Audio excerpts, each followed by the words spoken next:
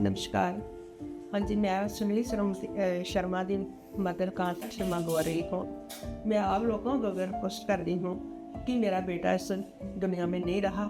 आप उन लोगों को, सब लोगों को मेरी यही बेनती है कि आप सुनील शर्मा का चैनल देखते रहें। हमें भी विश्वास होगा कि आप लोग उससे बहुत ज़्यादा प्यार करते हैं और हमें ये रहेगा कि हम मेरे बेटे की याद लोग करते हैं, याद करते हैं, उन्हें बुला नहीं सकेंगे। इसलिए मैं ये आपसे बेनती करती हूँ, मेरे बेटे का चैनल मतलब आप ज़रूर देखें, उसे आप ज़रूर प्यार करें। दोस्तों सैडली सुनील भाई आज हमारे साथ नहीं हैं। काफ़ी कुछ था जो वो चाहते थे कि हो, बट सब पीछे छूट गया है। 26 मार्च 2026 एक ब्लैक डे जिसने सब कुछ बदल कर रख दिया। लेकिन एग्जैक्टली क्या हुआ, कैसे हुआ, आज मैं आपको सब बताऊंगा। शुरू से स्टार्ट करते हैं। 14 फरवरी 2024 को मुझे एक मेल आता है। वो मेल था एक एक्स बैंकर का और एक पर्सन जो कि अपना एक गेमिंग चैनल चला रहे थे। मेल के नीचे नाम लिखा था सुनील शर्मा। ये एक प्रोफेशनल मेल था जिसका प्रोफेशनली रिप्लाई गया और पॉडकास्ट शूट की डेट फिक्स होती है 25 फेब 2024। मेरे लिए वो एक नॉर्मल दिन नहीं था। आज मैं एक ऐसे गेस्ट से मिलने वाला था जो एक ही दिन में 3 अलग अलग टॉपिक्स पर बात करने वाले हैं। मैं यही सोच रहा था कि एक ही पर्सन 3 टोटली डिफरेंट टॉपिक्स पर कैसे बात कर सकता है, वो भी एक ही दिन लगातार। जब वो आए काफ़ी थके हुए थे, मानो बहुत कुछ हुआ है, बहुत कुछ चल रहा है। उन्हें देखकर मैंने पूछा, सर आप ठीक तो हो, शूट कर पाएंगे? तो वो कहते हैं काम तो करना ही है, करेंगे। वहीं मुझे पता लगा कि ये पर्सन अपने काम को लेके पूरी तरह डेडिकेटेड है and I was really amazed to see this. 3 shoot हुए। टॉपिक्स थे बैंकिंग स्कैम, गेमिंग चैनल और उनके साथ हुए कुछ हॉरर इंसिडेंट्स के बारे में। सबसे पहले पॉडकास्ट आना था हॉरर से रिलेटेड। सबको वो पॉडकास्ट बहुत पसंद आया और सुनील भाई ने कहा कि बाकी के पॉडकास्ट पोस्ट नहीं करते हैं, शायद उन्हें अपना पर्पस समझ आ गया था। ऐसे एंट्री होती है उनकी हॉरर पॉडकास्ट में एज अ गेस्ट। उनके पहले ही पॉडकास्ट पर ऑडियंस ने ढेर सारा प्यार दिया और कुछ महीनों बाद हम उन्हें दोबारा बुलाते हैं। इस बार जब वो आए एक अलग एनर्जी थी। मुझे अब लगा कि अब शायद मैं इनसे खुलकर बात कर सकता हूँ। उन्होंने बताया कि जब वो फर्स्ट टाइम आए थे तो 2 दिन से सोए नहीं थे। कुछ टेंशन थी जो खाई जा रही थी।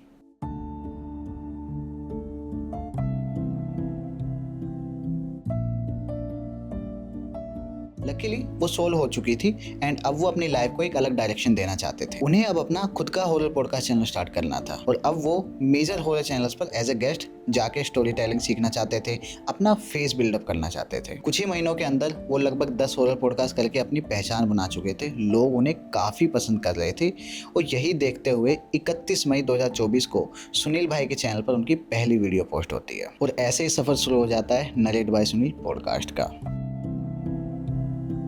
देखते ही देखते एज अ स्टोरी टेलर वो काफ़ी ज़्यादा पॉपुलर हो जाते हैं। सुनील भाई अपनी स्टोरीज से हमेशा हमें एंटरटेन करते रहे और बहुत कुछ सिखाते भी रहे। और सच बताऊं तो पता नहीं कब उनसे बॉन्ड इतना गहरा हो गया कि हम लोग एक ही स्टूडियो शेयर करने लगे।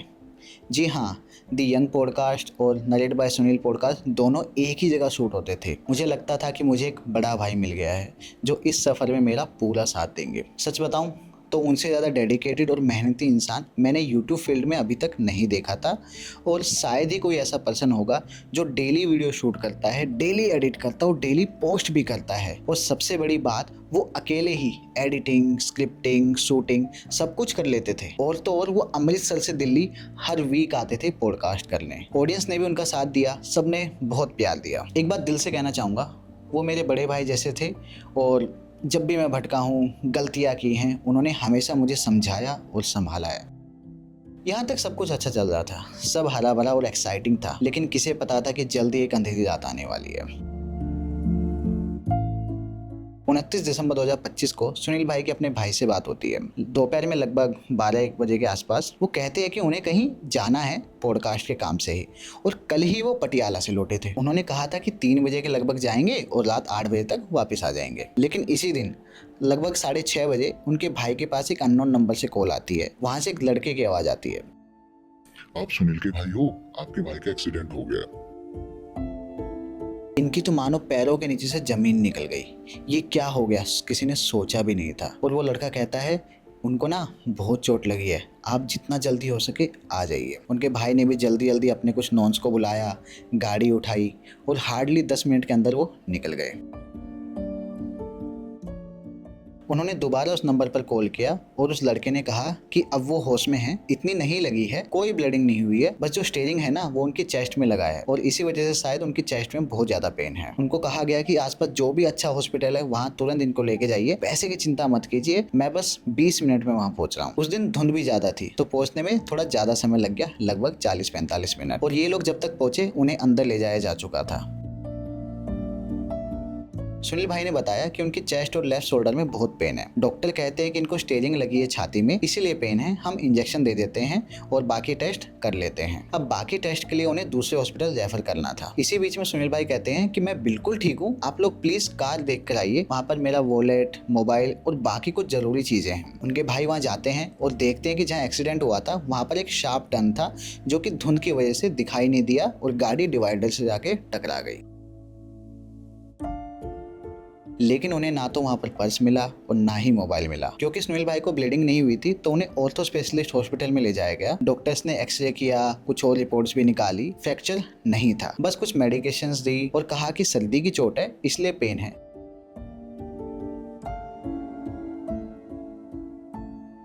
उसके बाद से रात भर सब उन्हीं के पास रहते, हील पैड लगाते, टाइम से दवाइयाँ देते। 2 दिन तक दर्द रहा और फिर वो भी सही हो गया। और अगले 3-4 दिन प्रॉपरली रेस्ट करने के बाद सुनील भाई ने कहा कि वो एकदम परफेक्ट है, कोई दिक्कत नहीं है, कोई पेन नहीं है। उसके बाद उन्होंने नॉर्मली अपनी वीडियोस स्टार्ट कर दी।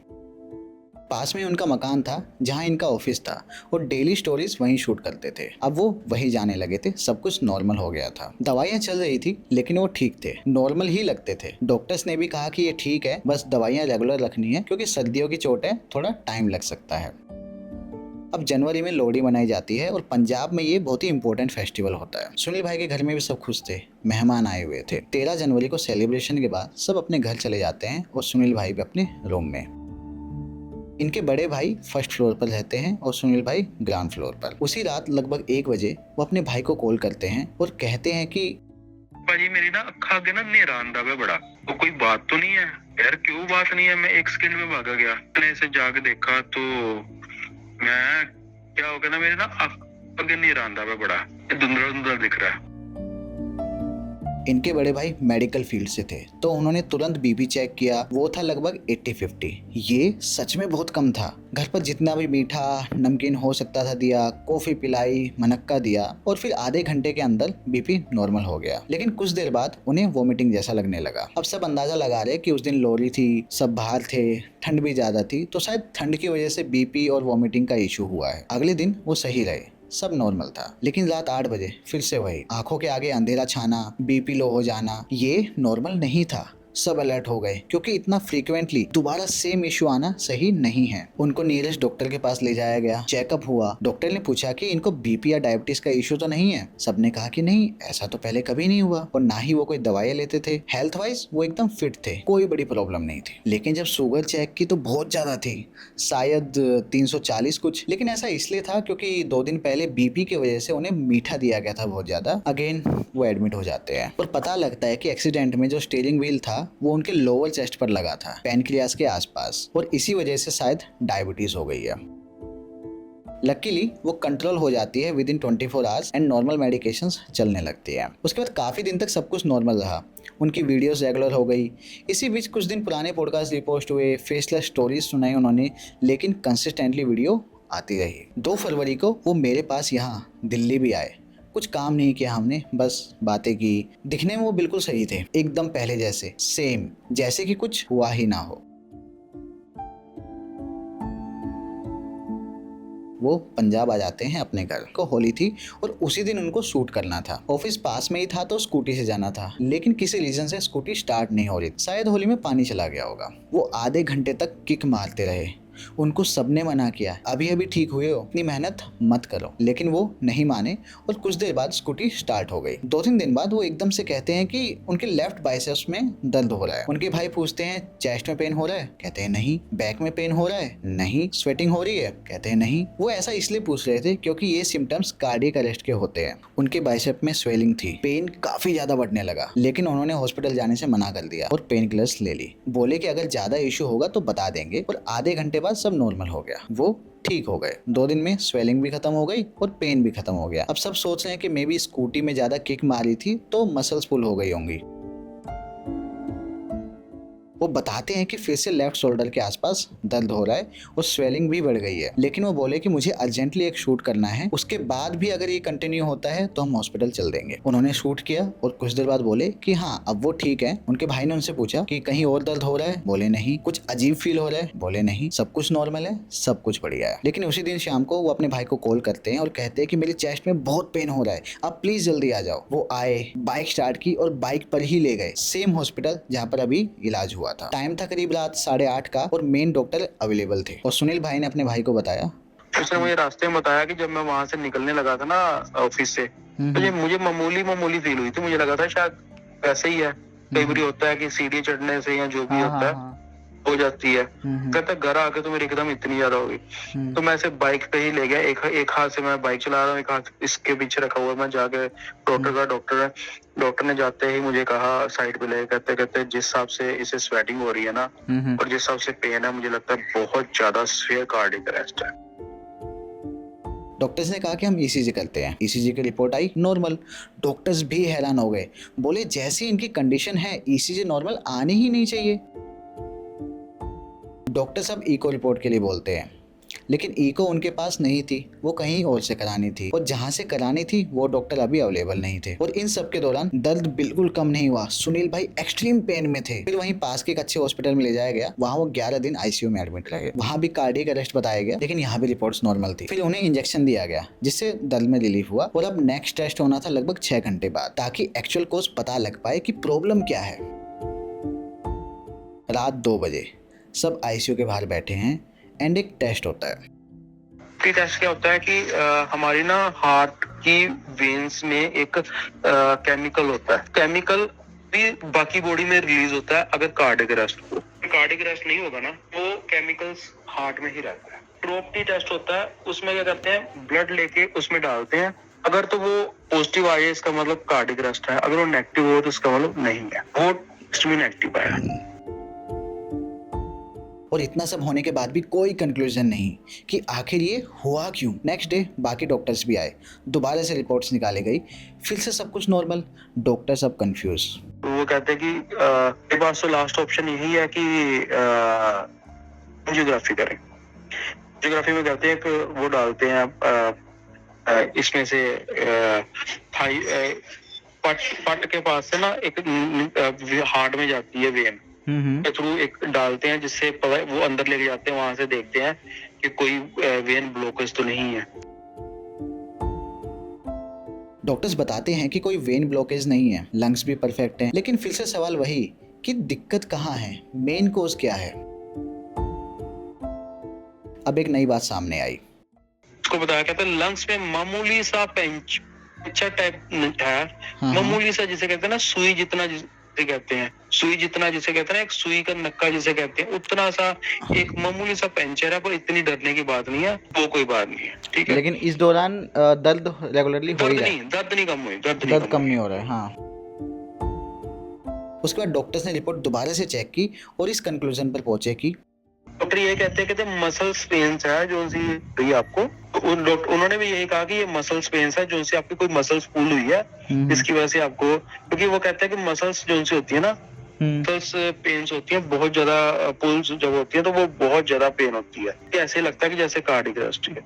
इसी बीच इनका जो शोल्डर था उसमें बहुत ज्यादा स्वेलिंग हो गई थी। तो हमने फिर उनको कहा कि आप कम से कम इस तरफ तो ध्यान दीजिए, ये शोल्डर की तरफ तो ध्यान दीजिए, ये तो क्लियर हो गया कि कार्डियक अरेस्ट नहीं है। इतना कहने के बाद उन्होंने ऑर्थो डॉक्टर को दिखाया, एक्सरे रिपोर्ट निकाली, कुछ नहीं आया, फिर से सब कुछ नॉर्मल। उसके बाद उन्होंने करवाई एमआरआई और अल्ट्रासाउंड। एमआरआई में पता लगा कि उनके शोल्डर में पस भरी हुई है, लिटरली पस।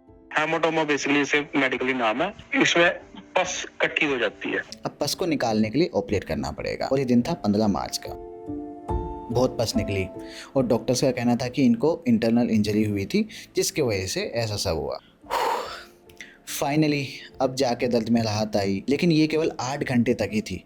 उसके बाद फिर से दर्द शुरू और डॉक्टर्स ने कहा कि इनको डिस्चार्ज कर रहे हैं। सच में डिस्चार्ज? जिस चीज के लिए आए थे वो तो फर्क नहीं पड़ा, तो डिस्चार्ज किस लिए कर रहे हैं? जो उनसे पस थी उन्होंने उसका कल्चर, एक कल्चर रिपोर्ट होती है, उसमें पता चलता है कि ये जो उनसी पस बनी है किस चीज से बनी है। बैक्टीरिया ऐसा तो नहीं था कि जो उनसा बहुत डेंजरस था। कल्चर रिपोर्ट आनी थी 2 दिन के बाद आती है।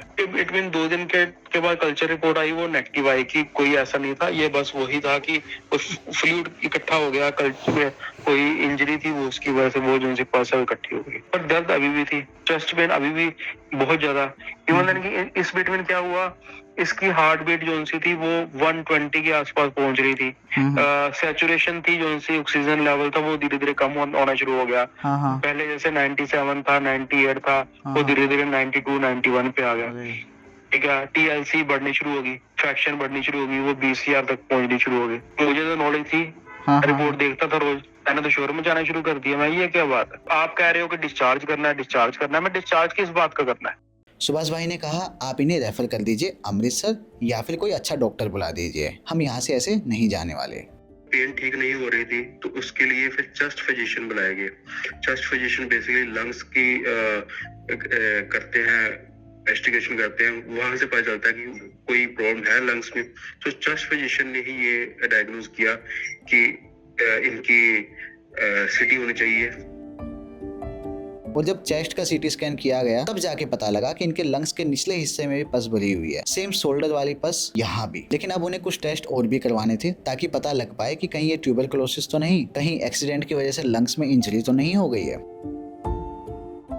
फाइनली लंग्स से पस निकलवाई और तुरंत दर्द में राहत। ये सैंपल भी कल्चर रिपोर्ट के लिए जाना था और इसी दौरान सुनील भाई एकदम परफेक्ट, कोई दर्द नहीं। जो सांसें तेज चल रही थी वो भी नॉर्मल हुई, बीपी भी नॉर्मल हुआ, heart rate normal, diabetes normal, oxygen saturation normal, सब कुछ नॉर्मल। सबको लगने लगा कि अब सब सोल्व। सुनील भाई भी एकदम परफेक्ट। अब 21 मार्च को कल्चर रिपोर्ट आई और वो भी नेगेटिव, यानी कोई फिक्र की बात नहीं है। लेकिन एक चीज थी जो पता नहीं क्यों सब इग्नोर कर रहे थे। वहाँ एक इंजेक्शन था, तो मैंने वो सर्च किया, वो देखा कि वो एंटीक्लोटलेट इंजेक्शन था। एंटीक्लोटलेट इंजेक्शन मैंने पूछा कि ये क्यों रखा हुआ है, कहते नहीं ये इनका नहीं है। मैंने इनका नहीं है तो इनकी कवर वहाँ क्यों पड़ा हुआ है, कहते नहीं इनका गलती से आ गया हुआ है। तो मैंने गलती से कैसे आ गया, उसके ऊपर तो इसका नाम लिखा हुआ है सुनील। कहते नहीं ऐसी कोई बात नहीं है। उन्हें उस समय भी था शायद में भी शायद क्लोट फॉर्मेट हो सकते हैं, तब तक कल्चर रिपोर्ट नहीं आई थी। ये 20 की बात है, 20 मार्च 2026 में रात की बात है, 8 बजे के करीब की बात है। 21 को इसकी कल्चर रिपोर्ट आई है, तो कल्चर रिपोर्ट में ओके नेगेटिव आया कि कुछ नहीं है। कल्चर रिपोर्ट में ये था कि clot formation present, red blood cell बढ़े हुए थे। मैंने उनको कहा दिया क्या, तो वो कहते नहीं कोई ऐसी बात नहीं है, ये कोई वो नहीं है। उन्हें ये था कि जल्दी जल्दी डिस्चार्ज किया जाए, बस जल्दी डिस्चार्ज किया जाए। तो मुझे कहा गया कि आप ऐसे करिए, डिस्चार्ज करवा लीजिए। अगर प्रॉब्लम ये है कि 11 डेज हो गए हैं, कैशलेस ट्रीटमेंट चल रहा है, बाई चांस भी प्रॉब्लम वो यही कहेंगे कि पेशेंट को आपने वैसे रखा हुआ है, आप ट्रीटमेंट कर रहे हैं, क्या कर रहे हैं, तो केस रिजेक्ट हो जाएगा। मैं अगर हमें कोई प्रॉब्लम आती है, कहते हैं अगर आप डिस्चार्ज हो जाइए, अगर आपको लगता है कोई प्रॉब्लम आती है तो आप दोबारा एक दो दिन के बाद एडमिट हो सकते हैं, जिससे ये हमारा जो सा केस है वो नहीं होगा। 1 बजे उन्होंने ये फाइल सारी सबमिट कर दी 21 तारीख को कि हम पेशेंट को डिस्चार्ज कर रहे हैं। हम वेट करने लग पड़े कि इसकी क्योंकि परमिशन आनी होती है, जब तक परमिशन नहीं आती उनकी तब तक हम जा नहीं सकते। अब जा सकते हैं, पेमेंट खुद से दे के जा सकते हैं। अगर कैशलेस की वेट करनी होती है, परमिशन आनी होती है, तो हम रात को 8 बजे तक वेट कर रहे हैं, अभी नहीं है। वो कह रहे हैं जब तक नहीं आती तब तक आप यही रहिए। तो मैंने कहा फिर ट्रीटमेंट स्टार्ट कीजिए, जैसे कोई ड्रिप वगैरह लगी थी, आईवी वगैरह लग रहे थे, एंटीबायोटिक लग रहा था, वो तो स्टार्टिंग। कहते नहीं सर वो नहीं कर सकते क्योंकि हमने डिस्चार्ज कर दिया हुआ बेसिकली उसके लिए। तो 1 बजे के बाद हम कोई ट्रीटमेंट नहीं दे। 1 बजे के बाद कोई ट्रीटमेंट नहीं मिला। 21 को रात को 9 बजे 9:30 बजे के करीब इसे इसकी आगे अप्रूवल आ गई, तो हम इसे घर ले आए। सब कुछ सही है, नॉर्मल है, हो जाएगा सही बोलकर उन्हें डिस्चार्ज कर दिया गया। हम रात को 9 साढ़े 9 बजे के करीब से घर लेके आए। तो घर लेके आए, सबसे पहले हमने जैसे वो करते नहीं है कि तेल वगैरह चौके की, शुक्र है हमारा टागर ठीक हो गया है। सुनील भाई भी अब बेटर फील कर रहे थे। दवाइयाँ कुछ दिन और चलने वाली थी। उन्हें कुछ ज़्यादा ही मेडिसिन और एंटीबायोटिक्स दी गई थी और उन्हें ऐसा फील होता था जैसे पूरे फूड पाइप में दवाइयाँ ही भरी हुई हो, लेकिन दवाइयाँ तो चलनी ही थी। अब उन्हें दोबारा से टेस्ट के लिए जाना था 26 मार्च को, लेकिन इससे पहले जो ऑपरेशन हुआ था उसकी ड्रेसिंग के लिए उनको 23 मार्च को जाना था। अब डिस्चार्ज वाले दिन उनका इन्फेक्शन था 14,700 और लेटेस्ट रिपोर्ट में था 16,000, जो कि अलार्मिंग था। तो सबसे ज़्यादा अलार्मिंग था उनकी प्लेटलेट्स बढ़ना, जो कि 7.5 लाख थी। मैंने डॉक्टर से भी कहा, डॉक्टर भी कहते कोई बात नहीं, लंग्स इन्फेक्शन में कई बार बढ़ जाते हैं, उसके बाद रिकवर हो जाएंगे, कोई बात नहीं। अगर आपको लगता है अब कल एक बार सेम टाइम पे दोबारा चेक कराइए। सुनील भाई से पूछा गया, आपको कोई प्रॉब्लम है? वो कहते कि ऐसा तो कोई प्रॉब्लम नहीं है, बस सांस लेने में थोड़ी प्रॉब्लम है। डॉक्टर्स का कहना था कि लंग्स में प्रॉब्लम थी, इस वजह से सांस लेने में इश्यू हो रहा है, ये जल्दी ठीक हो जाएगी। डॉक्टर से मिलके सब कुछ डिस्कस करके सब घर आ गए। अब 26 मार्च को ही दोपहर 3 बजे सुनील भाई फिर से चले जाते हैं अपने ऑफिस। 22 तारीख के बाद से उन्होंने अपना काम कंटिन्यू कर दिया था क्योंकि वो बेटर फील कर रहे थे। 3 बजे के बाद शूट करने के लिए वो अपने ऑफिस आ जाते हैं। बोले कि कुछ अर्जेंट वीडियोस हैं, काफी गैप हो गया है, मुझे करना है। सबने उन्हें बहुत समझाया, लेकिन वो चले गए।